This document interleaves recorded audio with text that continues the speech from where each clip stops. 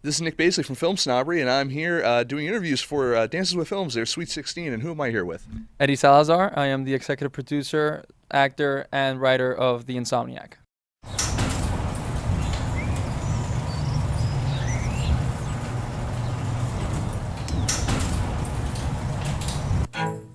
This is your new secretary, Amy Clover. Amy, this is John Fig. Damn good assets manager, John. What about your new promotion? You're just making deals, bro. How you doing? Everyone's just looking for security. I don't like losing money. I don't blame you. I'll either fix it or I leave. To the hardest working son of a bitch I know. This thing is so sweet, dude. That was my dad. I'm sorry about your father. Miss you, Dad. Are you serious, man? Does she have any clue? I don't think so. No. I'm so sorry, honey. That car was your dad's baby. Cops are completely worthless. They're not looking for your car, dude.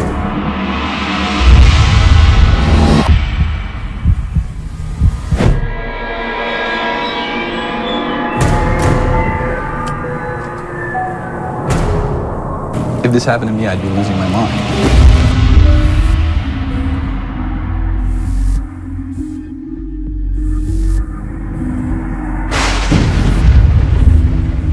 I just moved back into my neighborhood. It's supposed to be a safe neighborhood. I've already been robbed twice. I actually think one of the neighbors did. You don't even know them.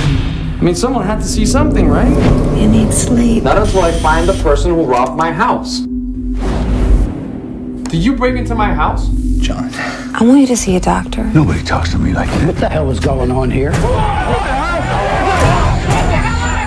I don't know how much more of this I can take. What's this? I got you something to help you sleep. Honey, you need to stop. You're hurting yourself. I need a gun.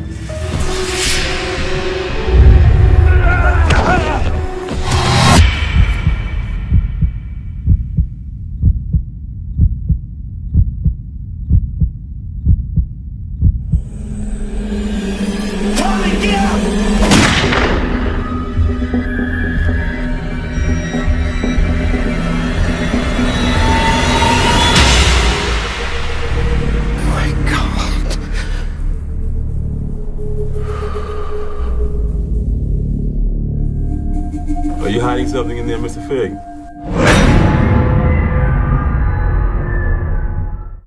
The Insomniac. Where did the idea for this come from? Well, a couple of different factors. My house got broken into while I was inside. So that definitely kind of sparked the idea of writing a psychological thriller, and that's kind of what the story's about.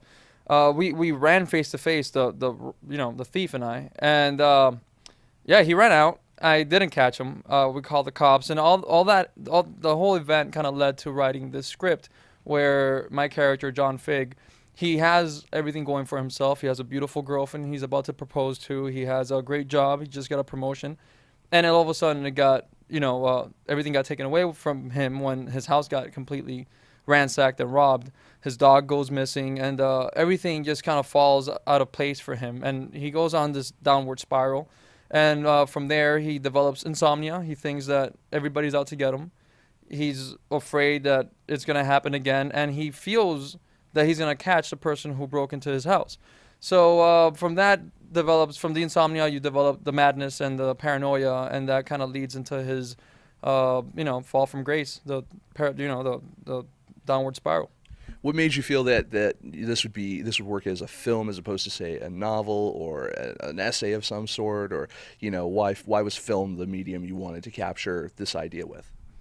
I love character studies, and I love filmmaking. I love acting. So I wanted to write something for myself that I felt is something that I could do, something that I relate with. And that was actually another factor in writing the script. I lost my parents a couple of years back. And I think that, and that gets touched upon in the film as well. John Fig just lost his father.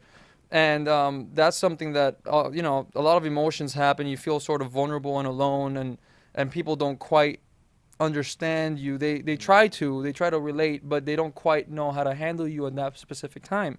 And a lot of that same thing happens to John Fig once his house gets broken into, because he feels very alone. And regardless of how many people he has around him that try to help him, it's not the sort of help he needs and he wants. So that's sort of where I enjoy that sort of filmmaking, that character arc where you see somebody go through this process throughout the entire film of growth or in his case the opposite. He falls apart, and I love seeing a character get fleshed out that way. Now, I mean, it's fairly obvious because you guys did end up making the movie, but do you find it useful to, while you're looking for work, creating work for yourself as an actor? Because that way you're not just waiting for the phone to ring all day, or, you're actually, you're out there being proactive and you're making stuff where you and your talents really get a chance to shine. Yeah, oh, absolutely. I think that's extremely important nowadays with technology. It's not that hard to find somebody that has a camera. To use it, if you don't have a lot of money, then be realistic with what you want to do, and create something that you could at least create a 5-minute short that you could put together, to showcase your talents. So I absolutely think it's important for everybody to get out there. There's a lot of competition out there, and it's good to start creating your own stuff. Where did you executive produced, wrote, starred in this? Where did you find your director? A mutual friend who's actually in the film as well, Stan Harrington. He recommended Monty Miranda, our director, and he's done a lot of commercials. He's been around for a good amount of time. His film won South by Southwest a couple of years ago. So and then sitting down with him and talking with him and getting his ideas, I realized that they were close to mine, and I felt like we could really do something special with this film working together. Was there ever a time during, it sounds like you had a great working relationship, which is awesome, but was there ever a time where, what you had on the page and what, especially because you're not just a writer sitting back watching that happen, you're also acting in it as well, so you have a kind of a couple different perspectives. Was there ever a time where you were like, well, that's not quite what I meant when I was, put this on the page, or, maybe this is how I had it in my head that I would do this? How collaborative was it, or did the director ever have to step in and just be like, well, not for nothing, like, you love yourself, but this is what's going to happen. Get used to it. Yeah. Oh no, there were those moments, and there were times when I feel like, in hindsight, he was absolutely right, and there were times when I felt, that I was right, and still to this day I feel like I was right, and watching the film back, I'm very happy with the way that we both had a give and take. And it was interesting because as an actor, I always feel like it's important to be directed and be directable. So, I never felt like I always, switch hats unnecessarily and kind of use that against my performance. When he had a note to give me, that's what it was, and that's what I did. But there were times when he wanted to change something on the fly, and there was a lot of changing on the fly, but there were times when it definitely was for the better of the film, and I'm very happy with the results of both of our collaborations. And was there any other we were talking a little bit off camera, there were some other duties as well during this you end up having to kind of perform, kind of gave you a little bit more perspective, including some editing, kind of watching yourself as an actor, watching your performance and having to serve both the total edit of the film and also yourself as an actor. What's the conflict like with that, and having to just, you really have to pick the best for everyone, not just for yourself? Yeah, absolutely. And that was something that was a little difficult, me being the vain actor that I am. But it was difficult to sometimes decide whether or not, you choose a shot based on, a different number of factors. And if somebody, let's say, for example, if the sign is not where it should be, but my performance was great, well, continuity is important. So could we choose a better shot that was, that will serve the film better rather than myself better, and there were times like that we ran into a good amount of times. And, our editor was great, Thomas Kruger. He's fantastic, and he really fleshed out the characters better than I think I did on set, so working with him was fantastic. And he really had a good eye for that. And I was just there to kind of contribute my 2 cents. And sometimes, I felt like the performance was more important. Depends on the scene. Some scenes were pretty intense at certain points when he starts definitely developing the madness and the paranoia. And obviously, the performance has to kind of be the determining factor there. But all in all, I think it was important to choose the right shot for the better of the film. Does it help you out as an actor when you're working on other elements of a project? Like, you also wrote this, obviously. You have, the producer aspect of it. You're assisting in some of the editing and all that. I mean, just getting different perspectives in this project, do you feel it's going to help you in other projects, like now that you'll be able to kind of look at it from an actor's perspective and going like, okay, well, I remember when I was doing this, maybe I should face this way or do something this way because in the edit it's going to look this way.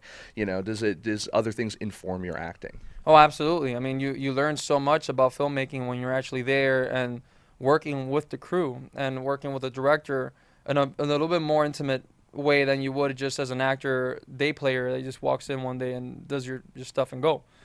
So it was definitely an eye-opener, not just filming. I mean, it was all the way back to casting. I was there for the casting, so watching everybody go in and seeing what stood out to me was an eye-opener for me when I go into the room and I audition for any other casting director. You kind of looking at other people like, I hope I don't look like that when I do this. Absolutely, yeah. I mean, there were some moments that you would think, man, what are they thinking? But at the same time, there were some people that walked in there and just blew me away and did so much more than what I intended when I wrote it.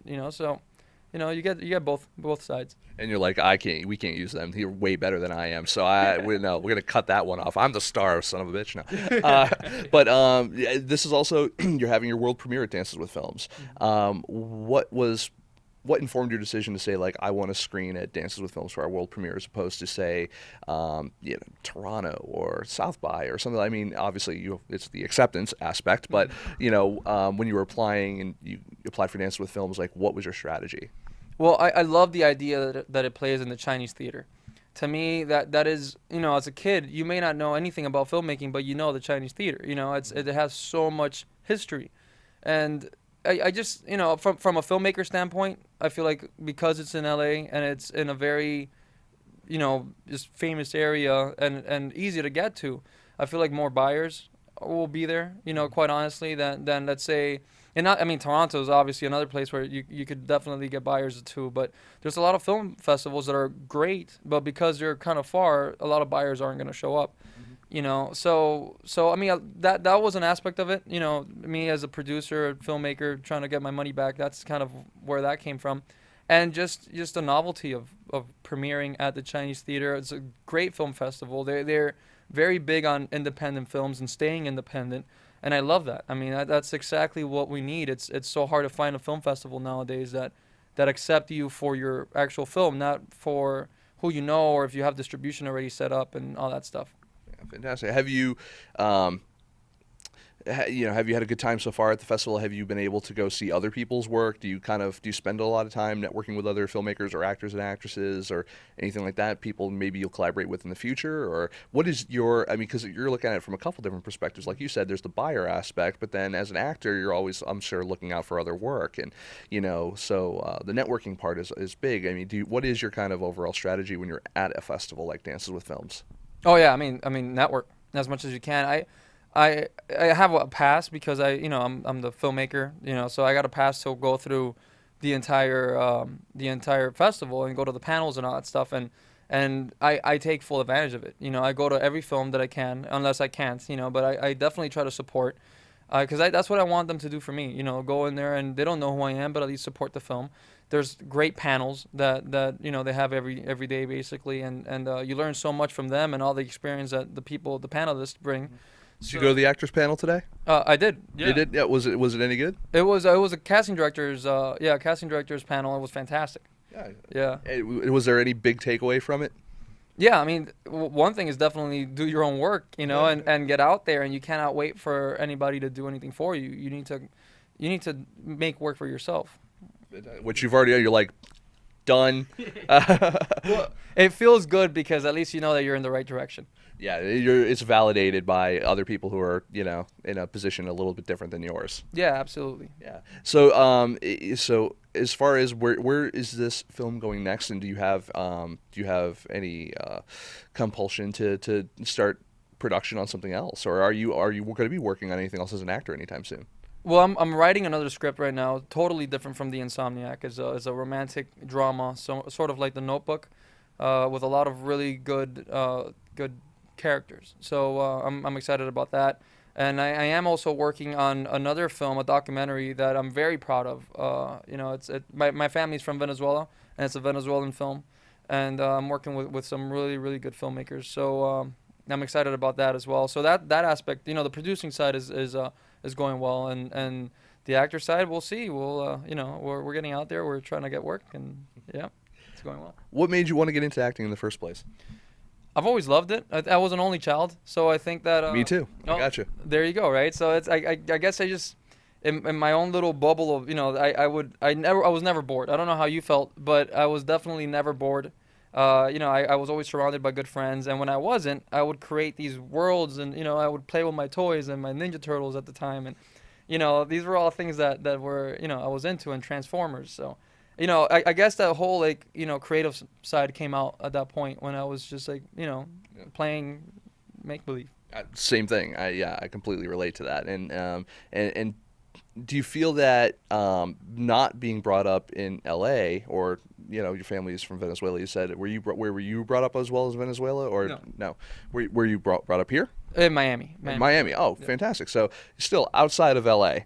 So were you? Being not brought up in LA, did it people that are brought up here get a little jaded? How long have you been here? 5 years now. 5 years? You still love it? Yeah. I mean, there's aspects that you don't, you know what I mean? Like everything, but 405, I know. Yeah, right. But the 405 is definitely the worst part. But yeah, I mean, I love it here. I love the weather. And a lot of people complain about the people. But I enjoy the people, and it also kind of lights a fire under my ass a little bit because I see so many people here that are pushing and pushing to go somewhere, and I think if you don't, you're left behind, and I definitely I'm encouraged by that. Well, you have what we also term the East Coast hustle. Because there's two types of people out here. There are those people who they push and shove their way through. There's people also like yourself who just you put the nose to the grindstone, you work, and then there's the other people who work here just it'll happen, Yeah. and it's kind of what as an actor for you is the most frustrating part of the business? Those people, the ones that just sit back and let it happen, and a lot of people. Through nepotism get very far, too far. And then, but I also believe that, like talent goes a very long way, and a lot of people get to a certain point, but then they drop, and we see that so many times with so many actors that we see on TMZ now, that where are they now? And they're not where they should be, so it's, I think it all falls into place at some point. I definitely want to have a long career, not just one trick pony and go away forever, and then show up on TMZ wearing a wig. I don't want to be that guy. So, that was awful. But I don't mind being that guy because well, it looks good on you, man. Thank you. You're too kind. I own mirrors, right? They work and all that. But how about your family? Your family, were they when you said I want to get into acting? Were they supportive of that decision, or were they like they have this thing called doctors? You should try that. Yeah, my family, they're all very well educated, and they all expected me to become an engineer or something of the sort. And when I said, I want to be an actor, and it was a little daunting, but they were totally supportive, 100%. Now I'm still getting on a daily basis. When are you going to get a real job? But hey, no. But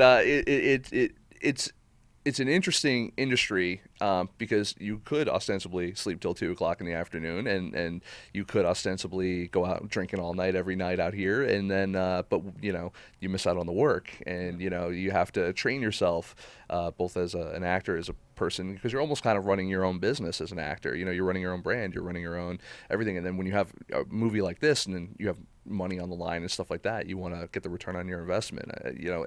How do you deal with that pressure? I just go. I only sleep when I have to sleep. I keep moving forward. I'm very passionate about what I do. I'm very passionate, and I think that also goes a long way. And I just to me there's no such thing as quitting. I heard once, and I stick with this at all times. If you can't get in through the front door, you get in through the window. But if you can't get in through the window, you get in through the chimney, but you always find a way in. And that's kind of what my motto is, and I think that's what's got me this far, in terms of getting a film made and having a good cast and everything. It's really, if you can't get in through a certain door, you go through another one, but you find a way in. Fantastic. Well, I want to thank you so much for coming in and talking to us a little bit about the Insomniac. I'm excited to kind of see it. You guys should go see it as well. I believe you're having your world premiere. It's Thursday, right? Thursday at 5 o'clock. And the great thing is that afterwards, because that could relate to the whole, acting thing, we are going to have an after party for anybody who shows up to the film. If you buy a ticket, you're more than welcome to go to the after party. And there's going to be happy hour specials all night. The first drink's on me. And that's a great moment to, meet everybody that works so hard on this film and other people that are coming to support that, could potentially help out all of our careers. So it's a good moment for everybody to meet. Fantastic. See, 5 o'clock and then a little after party, and then that's probably enough time to tune into FilmSnobbery Live on Thursday night at 7. No. There you go. Our little show. No, but I want to thank you again for coming on. And I mean, that's a lot of really good insight, both as an actor, as a filmmaker, and a producer, writer, the whole thing. What do you like doing the best, real quick? Do you like the writing process? Do you like when you're in front of the camera? I mean, what part do you like the most? Well, I came here to act, and I love acting. The business side of producing, I absolutely love, and I think it's an eye opener as well as an actor. To learn that aspect of the business is it's almost like real estate. And you treat it as such. You're yourself. You're an actor. You are real estate to this business that we're in, and that's something that I absolutely love. And the writing is also. I guess in many ways I love them all. For different reasons. The writing is you get your creative juices flowing, and you're creating this character, these characters, this world, and it's a really liberating thing to be able to put your ideas and thoughts into paper. It's like playing with the Ninja Turtles again, except these ones are insane. Exactly, it's just like it. Well, thank you very much, and good luck on the premiere. Thank you so much for having me. It's a pleasure. Absolutely.